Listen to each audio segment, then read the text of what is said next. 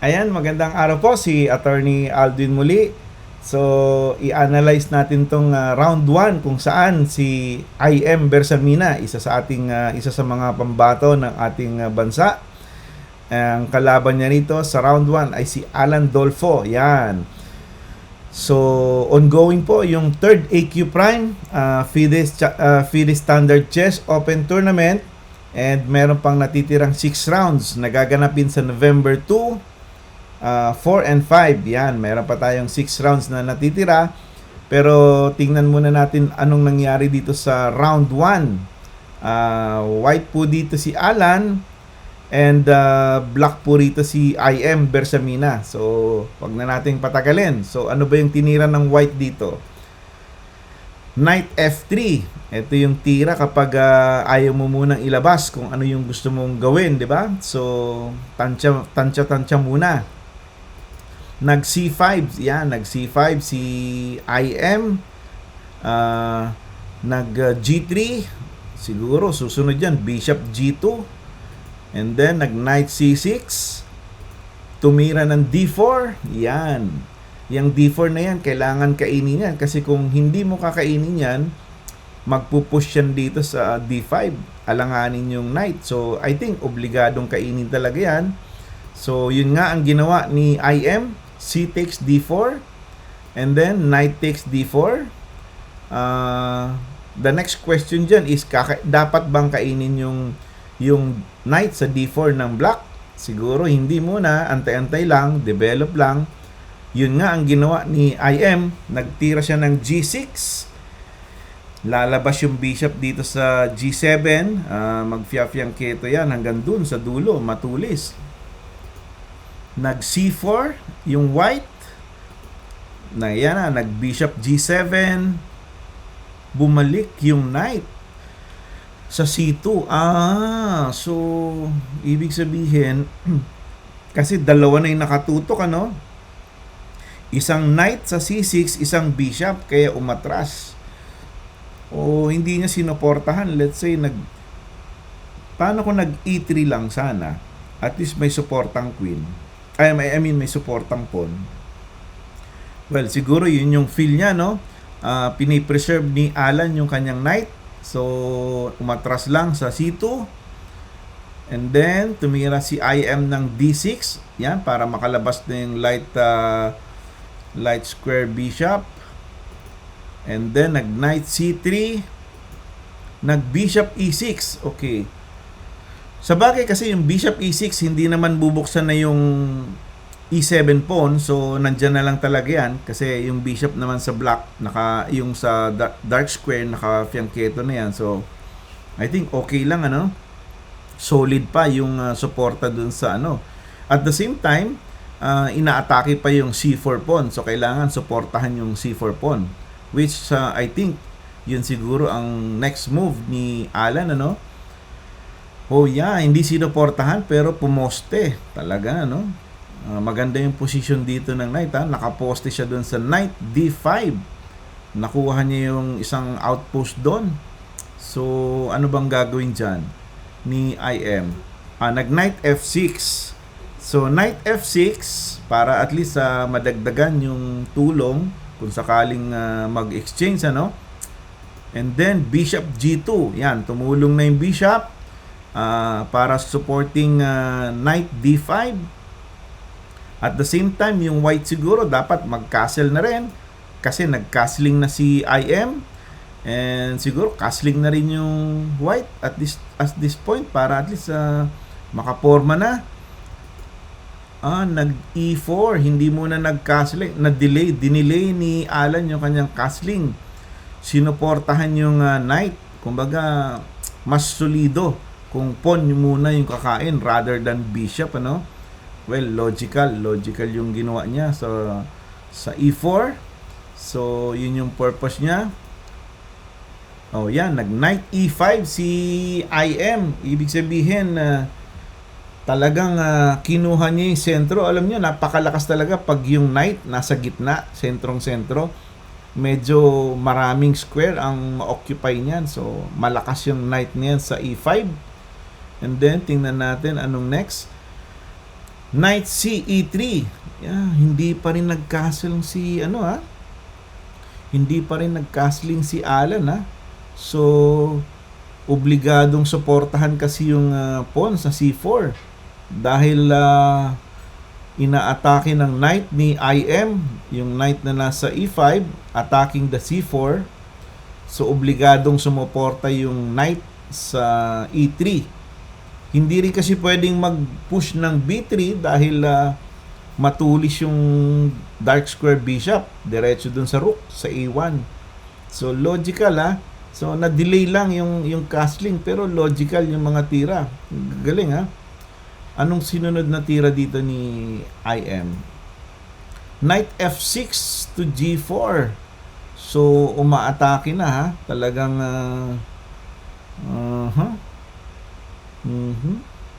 gusto niya mawala yung knight sa E3 kasi para maiwanan yung pawn sa C4 kasi ang nagbabantay lang sa C4 ay yung knight na nasa E3. Pag yan nawala, pag let's say kinain, knight takes, bishop takes yan, so obligado ngayon na umalis yung queen, suportahan yung C4. Ang tanong dyan, dapat na bang kainin yan o suportahan lang yung pawn sa C4? Medyo maganda to kasi napag-iisipan nila na maigi kasi 90 minutes yung time control plus may 30 seconds pang increment, so they're in a best position to analyze or to think deeper ng mga kombinasyon dito. Kung ikaw yung white, kakainin mo ba yung knight sa G4? Pag kinain mo kasi yan, wala, maiiwan yung pawn mo sa C4, babagsak. Ngayon, kung hindi mo naman kakainin, kailangan mo suportahan yung C4 na pawn. Etong pawn na to. So, ang only support mo dyan ay either queen or kaya naman push ka ng B3. Kaso pag nag-B3, napakadelikado, matulis. Diba? Anytime, pwedeng umalis yung knight dito, open yung bishop, diagonal. So, tingnan natin kung anong ginawa ng white dito, kung anong decision ang ginawa niya. Kinain niya, knight takes G4. Okay, so hindi niya sinuportahan muna yung pawn sa C4. Siyempre, kakain dyan si IM, either knight or bishop. Siguro bishop, para maintain yung threat dito sa C4. At the same time, kung yung bishop yung kumain, may tempo sa queen. Tingnan natin yung bang ginawa ni IM. Yeah. Bishop takes G4. Tempo yan sa queen. Ngayon, saan pupunta yung white? Anong naisip dito ni Alan? Mag-queen C2 lang ba siya? To support yung, yung C4 pawn? Pwede siguro queen C2, no?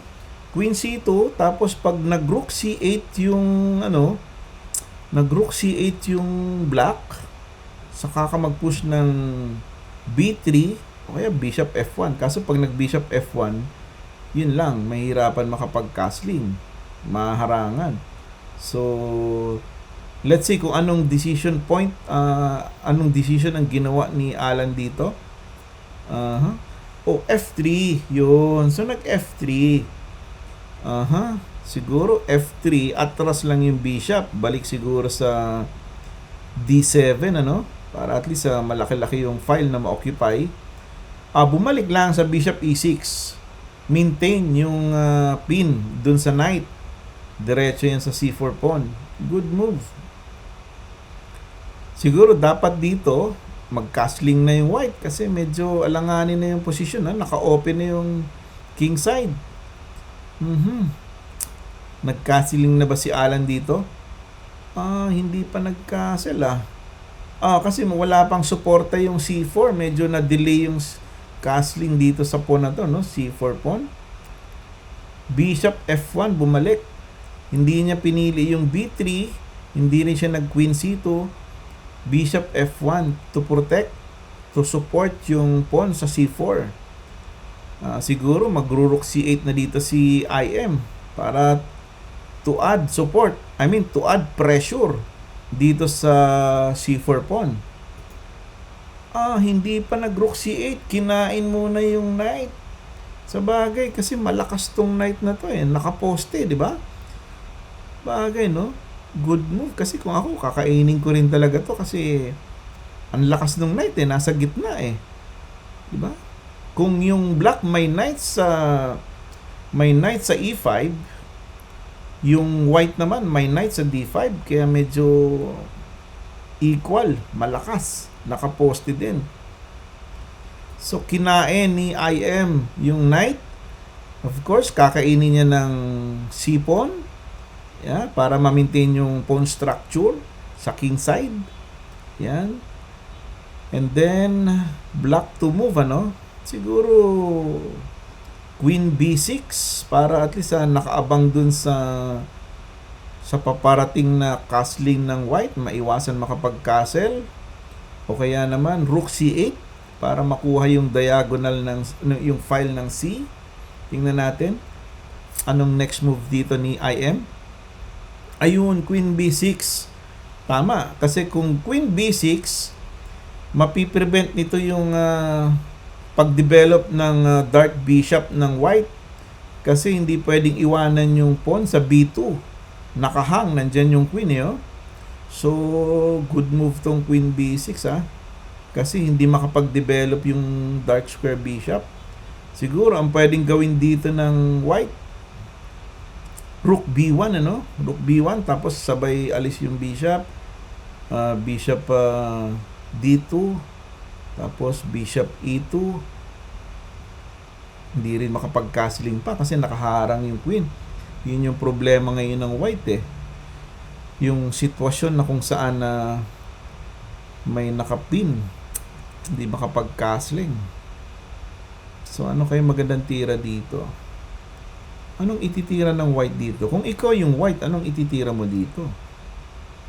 b3 or queen to queen? Yan, queen b3 siguro.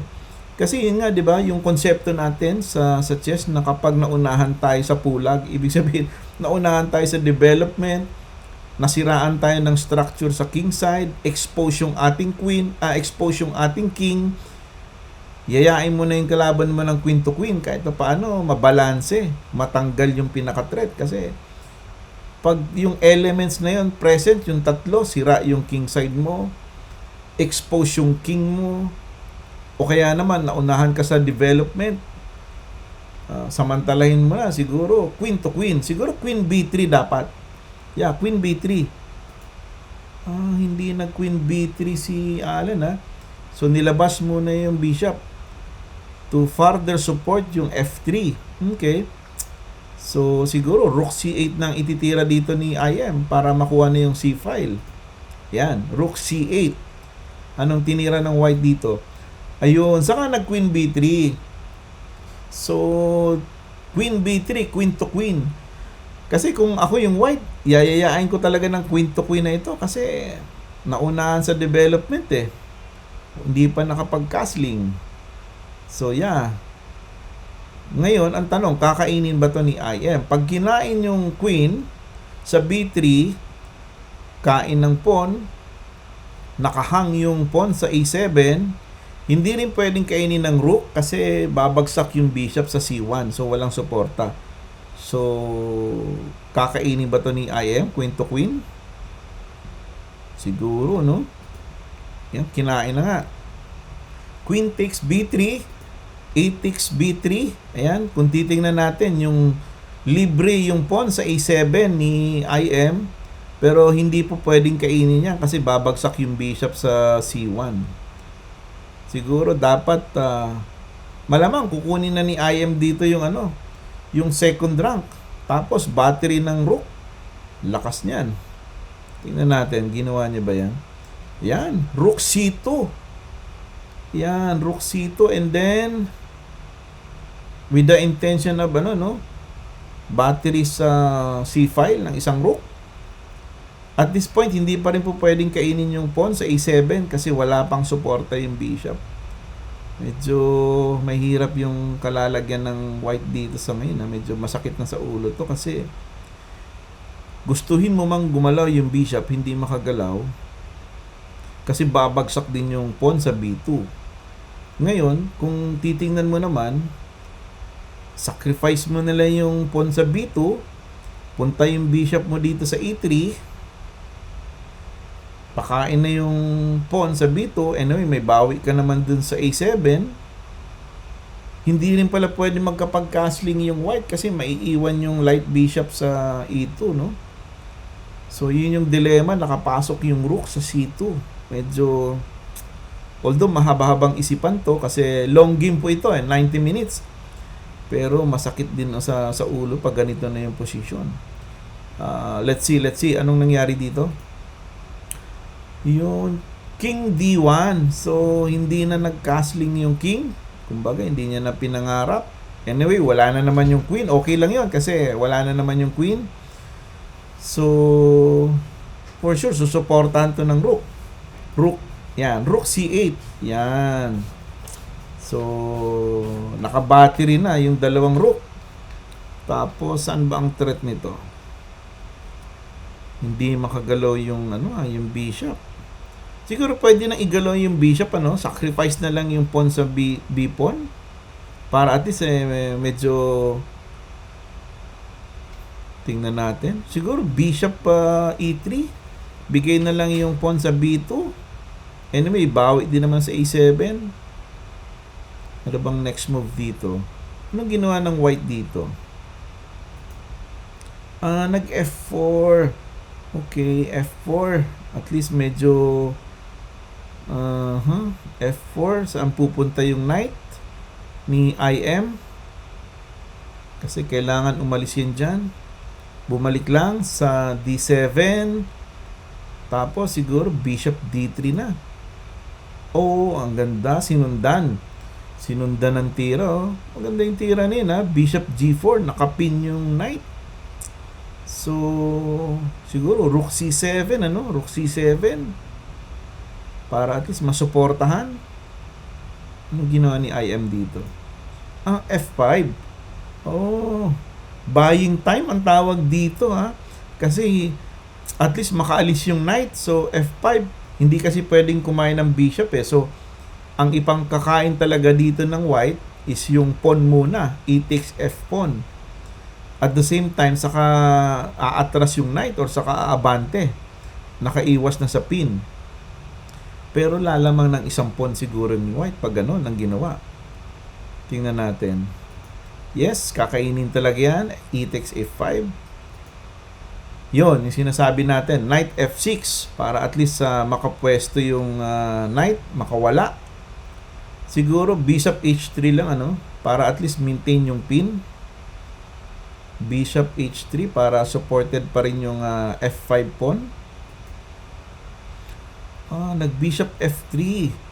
Kasi nga may threat dito sa pawn yung knight Teka, mahirap. Double purpose pala yung tira ng knight F6 May atake sa bishop. At the same time, inaatake din yung center pawn na nasa D5. Galing ng tira ni IM dito Fork. So, obligado umatras. Kaso pag nag-bishop F3, pabagsak yung pawn sa F5. Yun lang. So, kailangan talaga mamili kung alin yung ililigtas dito. So, mas pinili ni Alan yung center pawn. Suportahan yung pawn sa D5. Anong ginawa? Kinain na. Of course, libre yan. Kakainin na talaga yung F5 pawn. Yan na yung white. So, sandwich dito. Kung titingnan, sandwich yung king dito. Naunahan. Hindi nakalabas yung dark bishop. Hindi nag-connect yung rook. Yun yung isa sa mga weakness siguro dito. Hindi na-connect kaagad yung rook. Kasi na-delay ng castling. Yun yung pinaka-root cause dyan. Sa tingin natin, yan na, rook sa F2, tapos siguro akyat na yan, magro-rook C2 na yan sa susunod. Sinuportahan yung bishop sa F3, kaya nag-rook E3.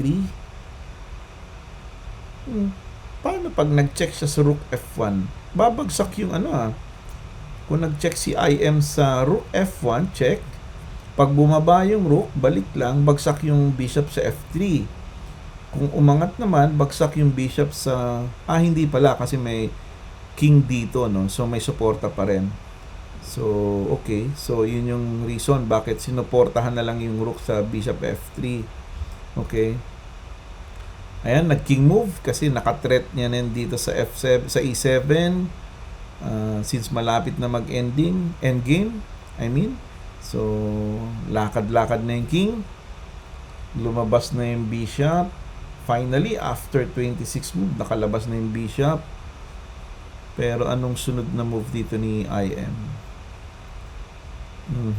Medyo mahirap pa ito, ha. Although, libre yung pawn sa h2. Tapos, nakahang yung pawn sa h7. So, uunahan na lang sila. Anong tira dito ni IM? Yan, a6. Suporta na kasi wala na yung threat dun sa bishop. Since umalis na yung bishop, so, pwede lang kumain yung rook sa e7. May suporta na ng king.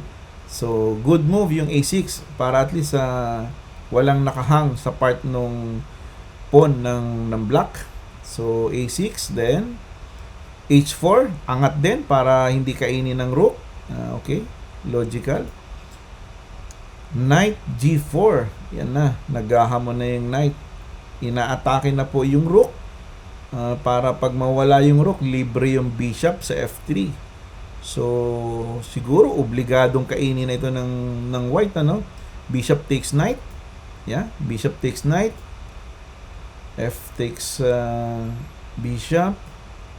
At this point, ilan ang lamang ni IM ng pawn? 1, 2, 3, 4, 5, 6. 1, 2, 3, 4, 5, 6. Equal yung pawn, pero may double pawn. So, lumalabas. 5 against 6. Lamang si IM ng isang pawn. At the same time, ang lakas ng rook niya dun sa second rank. Nakaposisyon na kaagad. Tapos, tingnan natin. Yan, rook to rook na. Nagyayaya na kasi, siyempre. So, kinain. Kakainin na yan ni IM kasi ang lakas ng rook niya dito sa second rank.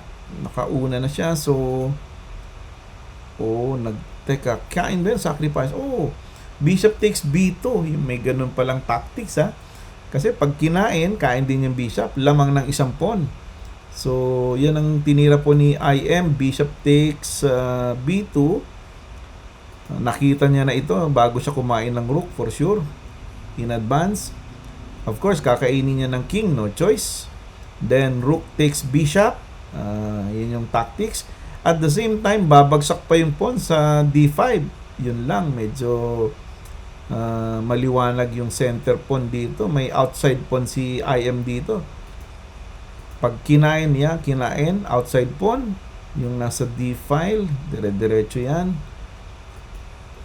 King, rook, e4. King move lang. Magtataka, bakit siya nag-king move sa balikan lang natin to. Kasi ang tinira ni IM dito is king g7. Bakit hindi siya nag-king f7? Ano to? Pain. Siguro, pinapainan niya, no? Ano sa tingin nyo? Tama ba to? Tama ba yung tira niya? King g7 o king f7? O baka sa notation lang ito? Tama ba ito? King g7? Libre yung